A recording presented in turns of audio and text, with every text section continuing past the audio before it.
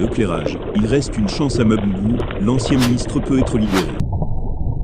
Les informations portées sur l'actualité politique camerounaise tant sur le plan régional que national pour vous permettre d'être à la une de l'actualité. Telle a toujours été notre priorité.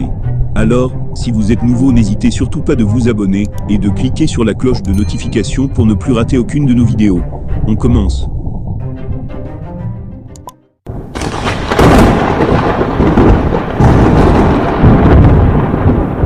Il reste une chance à Mabungou, l'ancien ministre peut être libéré.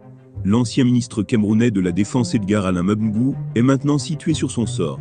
L'ex-membre du gouvernement est reconnu coupable de détournement de plusieurs milliards de francs CFA en complicité avec d'autres personnes qui ont été condamnées aussi. Edgar Alain Mabungou a été condamné à 30 ans de prison. Le colonel Mboutou a entendu le tribunal criminel spécial évoquer 25 ans pour lui. Quant à Léonard Maxime Bang, il a pris 25 ans, et la femme de l'ancien ministre Bernadette Mabungou a écopé de 10 ans. Ces différentes condamnations tombent dans une période où l'assassinat du journaliste d'investigation Martinez Zogo fait beaucoup de bruit. Pour l'avocat au barreau de Paris Christian Beaumont-Timban, également acteur de la Société civile des réconciliateurs, c'est une distraction savamment orchestrée par le régime pour détourner les attentions du vrai sujet de l'heure. Il le dit haut et fort à qui veut l'entendre. Pas de distraction avec l'actualité des procès politiques du TCS. Pour ceux qui demandent mon éclairage juridique sur la condamnation de l'ancien ministre de la Défense M. Edgar Alain Mabungou, je reste cohérent, je ne fais pas confiance au TCS et à toutes ses décisions. C'est une juridiction qui suit les orientations du politique en matière de poursuite. Toutes ces décisions rendues dans le cadre de l'opération Épervier feront l'objet de révision, avec une justice véritablement indépendante lors de l'avènement de la Troisième République.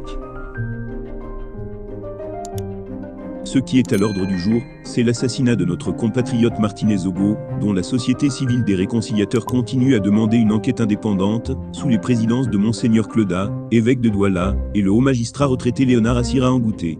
L'enquête administrative interne commandée par le président de la République n'offre aucunement les garanties de neutralité, et sera tout simplement le théâtre, une fois de plus, de la guerre des clans pouvoiristes, qui voudront utiliser cette affaire pour se régler des comptes.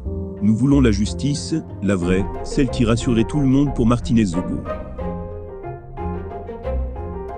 Eh bien, chers abonnés, c'est ainsi que nous arriverons au terme de cette édition. Espérant qu'elle vous a plu, n'hésitez surtout pas de nous laisser un commentaire. Merci et à bientôt pour une nouvelle édition.